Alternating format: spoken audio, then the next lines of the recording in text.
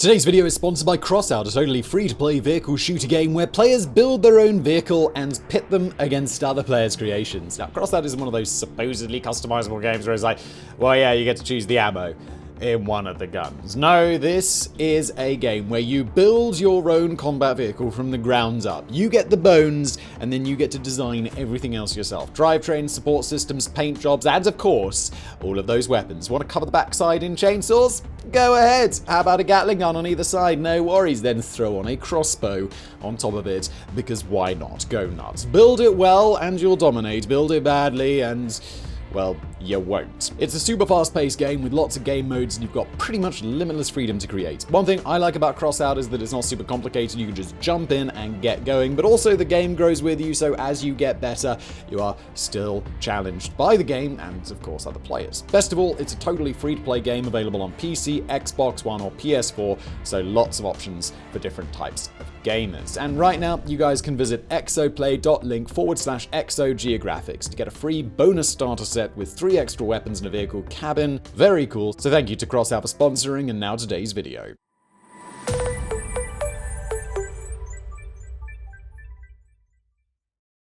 It was one of the most consequential moments in the whole of World War II. At 8:15 a.m. on August 6, 1945, a single bomb fell from the clear blue skies over Hiroshima. 600 meters above Shima Hospital in the city center, it detonated in a flash of blinding light, unleashing a wave of heat hot enough to incinerate people. What happens over the following seconds, minutes, and hours remains infamous. The mushroom cloud rising above the city, the firestorm visible for dozens of kilometers, the tens of thousands killed in an instant, and the tens of thousands more who died of radiation sickness. Yet while Hiroshima today is mostly known for being the site of the world's first nuclear attack, there's more to its story than just a tale of unimaginable destruction. Once a booming industrial and military town, Hiroshima rose from the ashes transformed. Nowadays, a city dedicated to promoting peace, its phoenix-like revival is surprising, fascinating, and inspiring all at once. In this episode, Geographics is digging both into the story of Hiroshima's destruction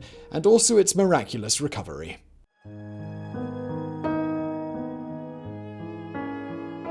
At the moment World War II broke out, Hiroshima was one of Japan's bigger cities, a transport hub with a strong military presence, several industrial sites, and a large population. But of course, it didn't just spring into being like this, a fully formed metropolis rising out of the Ota River. Instead, Hiroshima's story begins centuries before words like atom bomb had ever been dreamed, in an era known as the Azuchi-Momoyama Period. This was an era when Japan was unifying, its disparate provinces joining together in the centralized state that would mark the coming of the Edo Period. And out in Japan's west, Terumoto Mori was determined to build a castle. A great warlord, Mori had chosen the site on the Ota that was then known as Gokason, or 5 villages. But Mori was all like, that's a lame name. I'm going to call this place Hiroshima. Meaning Wide Island, Hiroshima effectively came into existence with Mori's building project. Lasting from 1589 to 1591, it was intended to replicate the grand castle towns of Osaka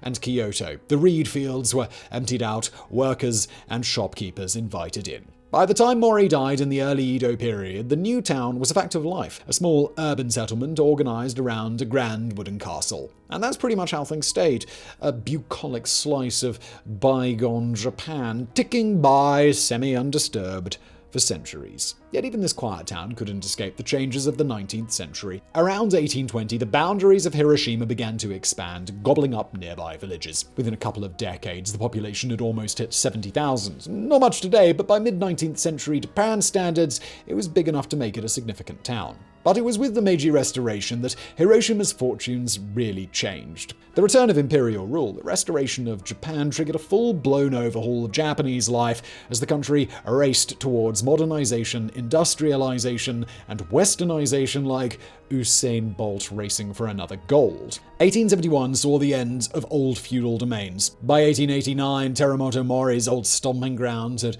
become one of Japan's first cities, just as the vital Ujina Port was completed. Yet it wouldn't be the port that made Hiroshima so important. Well, not entirely. The year before it became a city, the old castle town had welcomed a significant new garrison of the Imperial Army. This military connection would be both Hiroshima's blessing and its curse. Blessing because it made the city of national importance. During the First Sino-Japanese War, the emperor temporarily moved the capital there to personally direct the war effort. When the Russo-Japanese War kicked off in 1904, its importance was again elevated. New facilities were constructed, facilities requiring workers, which meant jobs expansion and a booming economy. Come the 1920s, Hiroshima had ballooned to a city housing 270,000 people, one of the largest in Japan. But the curse that came with this charmed status was already working its dark magic. Given its port and military reputation, hawks in the imperial government were constantly being all like, "Hiroshima? Awesome place. Let's build more army stuff there." A rail network unfurled from the city, connecting it to the wider nation, making Hiroshima the focal point for sending troops abroad. By the time Pearl Harbor was bombed, Hiroshima was, unlike Nagasaki, a city of immense strategic value. For the locals, this was undoubtedly a source of pride. Their city was the nerve center of the entire southern Japanese defense force. The Second Army headquarters had been established there. Munitions were stored at the port, soldiers shipped out from there. Each time a troop carrier left, people flooded the streets, screaming and waving, children begging to be held up to sea. Soon, though, the very things that had made Hiroshima great would lead to its downfall. As August 1945 dawned, it was on a city that wasn't just a natural target, but one filled with wooden structures. Homes, workshops, industrial buildings, all packed together and highly flammable. It's this Hiroshima that little boy would fall onto that fateful day, whistling down out of a clear sky one bright summer morning. And when it detonated, it would be this Hiroshima that vanished in the blink of an eye.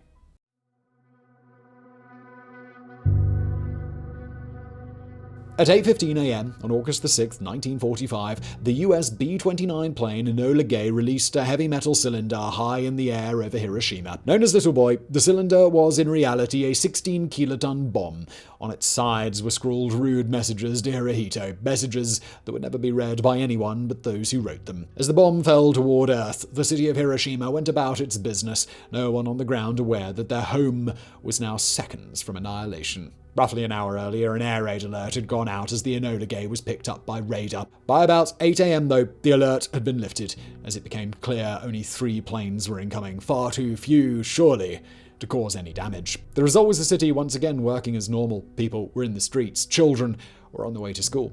And high above, Little Boy was sailing towards its date with history. During the 43 seconds it fell, the bomb drifted slightly off course, away from the Aioi Bridge, where trams moved back and forth, and toward the Shima Hospital, at that time treating some 80 patients. 80 people who'd never have time to realize what had happened. Little Boy exploded 600 meters over the hospital. Within a fraction of a second, the temperature on the ground had reached 4,000 degrees Celsius. The hospital was obliterated. Those inside winked out of existence. A blast of air shot from the detonation site, superheated winds traveling at 440 meters a second, barreling through homes, scattering trees like paper dolls. So intense was the pressure from the blast that the air pressure on the ground dropped so fast that people's eyeballs and internal organs popped out of their bodies. Not that many, mercifully, had time to feel it. In the space of time it took a second hand on the watch to tick once, up to 80,000 lives had ended.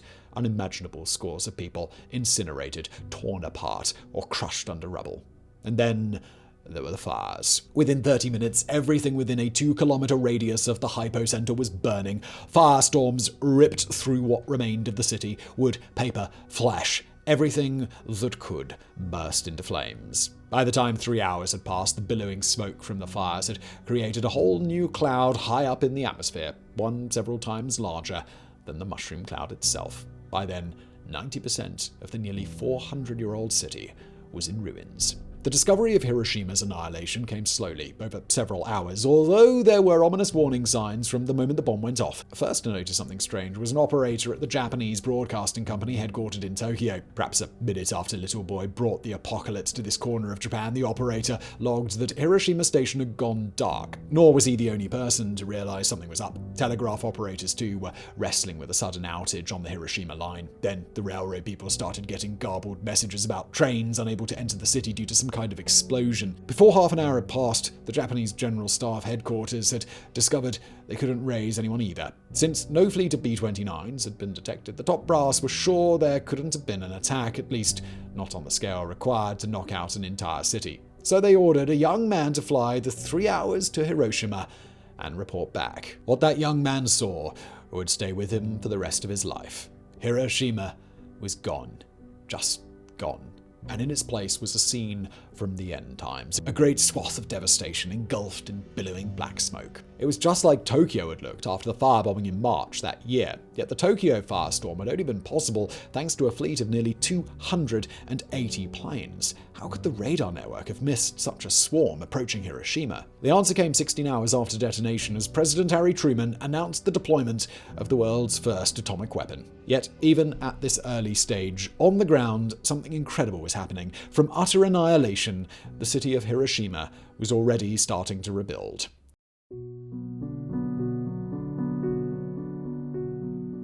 As the sun rose above Hiroshima on August 7, 1945, it was above a city that seemed to have been permanently destroyed. All night long, firestorms had raged, forcing survivors to huddle in parks to escape the flames. Out amid the ruins were over 80,000 bodies. 80,000 bodies, including some of the most important people who were needed for the city to function. The mayor was dead, along with thousands of civil servants. All but 2 of the city's 16 hospitals had been flattened. The 298 doctors Hiroshima once boasted had been reduced to just 28. Over 1,650 nurses had been killed. Most of the city's teachers were dead, as were most of the firefighters. The huge water cisterns used by the fire department had been rendered unusable, their insides filled with the corpses of people who jumped in fleeing the firestorm, only to be boiled alive. On top of that, most of the city's housing stock had been flattened. The survivors were homeless, desperately in need of food, water, and in many cases medical treatment. In short, Hiroshima was as dead as a city could be. Dead in a way only places like Dresden had ever experienced it. Already, though, there were faint signs that it was returning to life. That morning, August the 7th, the 80 survivors of the municipal government's 1,000 employees reported for duty, stepping into the void left in civic life. What faced them was a task beyond daunting. The effective rebuilding of a city that had vanished overnight, sinking like Atlantis into a sea of fire. What they and the volunteers who streamed in achieved would be nothing short of miraculous. That same day, August the 7th, power was restored around the Ujina area and the local rail line returned to operation. Come August the 8th, the suburban service had been restarted between Yokogawa and Hiroshima Main Station. 24 hours later, the first trams were running again, shuddering through a landscape as featureless as the surface of the moon. The same day the railways resumed, surviving employees gathered in the concrete shell of the Bank of Japan. Less than 48 hours earlier, 30 of their colleagues had died at that exact spot. Now, though, they went about re-establishing banking services in the ruins, the tellers working under open sky with umbrellas in hand in case it rained. By August the 9th, the same day Nagasaki vanished in a puff of atomic smoke, tens of thousands of volunteers had reached Hiroshima, coming from as far afield as Yamaguchi. Slowly, together, they worked to restore the city. It was a hard task, not to mention one that was absolutely soul-crushing. Streets and rivers were packed with corpses. Worse, survivors were beginning to show the first signs of radiation sickness, a side effect of the bombing that would raise the death toll as high as 141,000 by November. And that could have just been the beginning. Shortly after the bombing, Manhattan Project member Dr. Harold Jacobsen told the Washington Post that radiation meant Hiroshima would be uninhabitable for the next 70 years. Still, those who lived there tried to rebuild. Perhaps it was all they could do. And remarkably, it worked. 4 days after Little Boy brought unimaginable death to the city, the water pumps were operational again. Before long, a third of surviving homes had power. On August the 14th, the day before Hirohito announced Japan's unconditional surrender, the first phone lines resumed operation. This despite every single employee of the telephone exchange dying in the detonation. Nor was it just Hiroshima's humans that rose from the ashes. That autumn, the first weeds were spotted growing amid the rubble. Signs of life Dr. Harold Jacobsen had insisted would be impossible. By the following summer, camphor trees and oleanders would be blooming again. Today, the official tree and flower of Hiroshima City. By then, though, the survivors would have already experienced another tragedy. On September the 17th, 1945, Typhoon Makurazaki hit the already devastated Hiroshima, causing untold damage. Streets were flooded, makeshift hospitals destroyed, another 2,000 people killed. Yet by now, the resurrection of Hiroshima couldn't be stopped. A force was at work, one almost as powerful as the wrenching apart of atoms that had destroyed the city. A force called hope.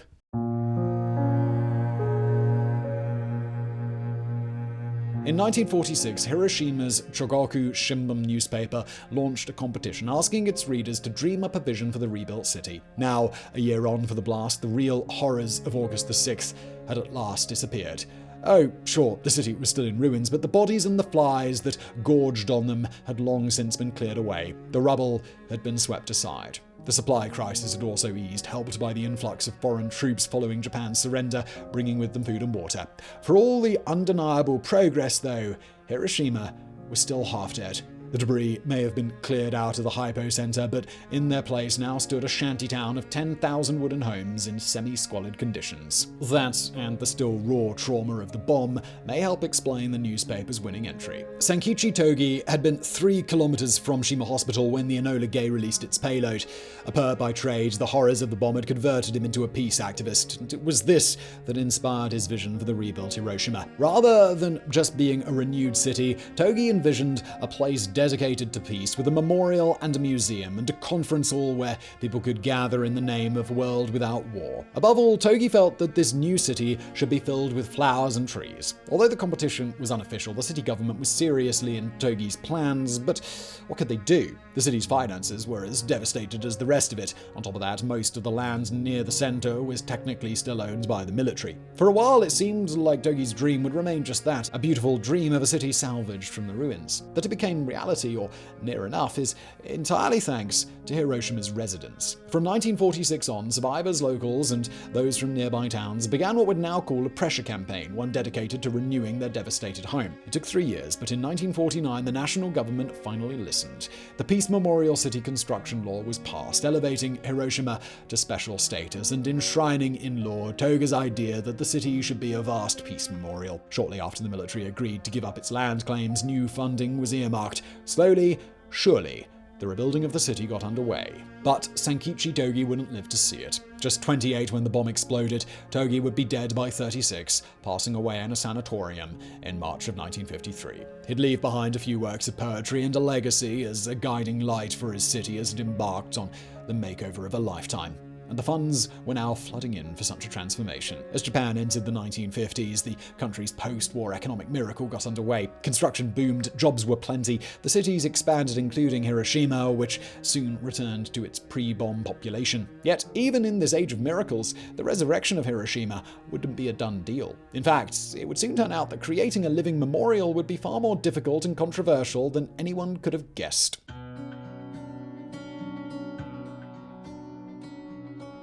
A UNESCO World Heritage Site, Hiroshima's A-bomb dome stands quietly alongside a stretch of riverside where locals like to stroll in spring. Originally the Hiroshima Prefectural Industrial Promotion Hall, it was one of the few concrete buildings in the city when Little Boy exploded, reducing it to a mere shell and killing everyone inside. These days, its ruined dome is a symbol of peace, a quiet, thought-provoking reminder of the destructive power that humankind can unleash. And there's a parallel universe close to ours where this icon never existed. For many of those in charge of rebuilding Hiroshima, the only option for dealing with the city's concrete ruins was to tear them down. From the moment plans for making a memorial were approved, a fight erupted over what to do with the visible evidence of the bombing. On one side, you had people who argued that the ruins had to be preserved, that to sweep them away was tantamount to sweeping away the memory of the event itself. On the other were those who thought sweeping memories away sounded like a goddamn great idea, who were sick of walking through their rebuilding city and coming face to face with some re-traumatizing reminder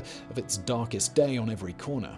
In many ways, the debate echoed those raging in Europe as millions of people surveyed ruins and thought, well, now what? In Dresden and Warsaw, great rebuilding works would slowly recreate lost historic centers, trying to return chunks of these cities back to their pre-war grandeur. In Coventry, the ruins of a bombed-out cathedral would be left to stand even as the rest of the damaged city was repaired. It took until the mid-1960s to reach an agreement, but that decade, Japanese officials finally decided. A handful of Hiroshima's bomb-damaged buildings would be officially preserved, including the A-bomb dome. It was a dramatic time for the rapidly regenerating city. At the Tokyo Olympics in 1964, 19-year-old Yoshinori Sakai had been the final athlete to carry the Olympic torch, running up to the top of the podium with it clutched in his hands, a sign of Japan's renewed vitality in more ways than one.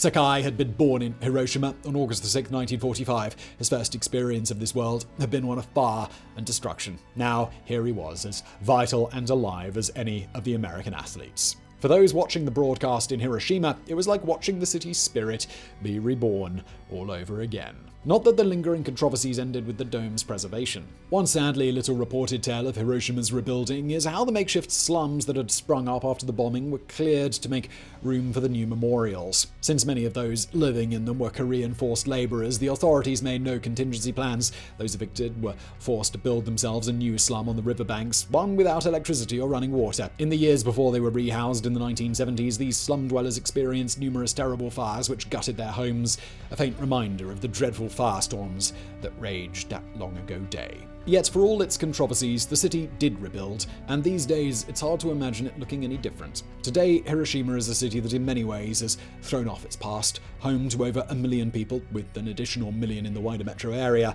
modern Hiroshima is a pleasant place, a city of open spaces and greenery, a contemporary Japanese metropolis where people live blissfully ordinary lives. If you were to visit there with no knowledge of the past, you would never realize that this was the site of World War II's worst bombings, never realize the pain and anguish so many here once suffered. The only clues are the memorial park with its quiet dignity and the names you see everywhere. So many roads, parks, and gateways, all with names somehow incorporating the word peace. As Senkichi Toge once dreamed, this is now a city of peace, a beacon in a world forever grappling with the evil of war. The story of the bombing may forever be a part of Hiroshima's tale, a sad chapter that's all most people know of it. But, as we've hopefully shown today, there's another story too, one that's equally fascinating. The story of how one Japanese city came back from the dead, and in doing so, became a model for the entire world. Thanks again to Crossout for sponsoring this video. Remember, you can try Crossout's free-to-play game by visiting my unique URL at xoplay.link/xogeographics to get a free bonus starter set with 3 extra weapons or a powerful vehicle cabin. And thanks for watching.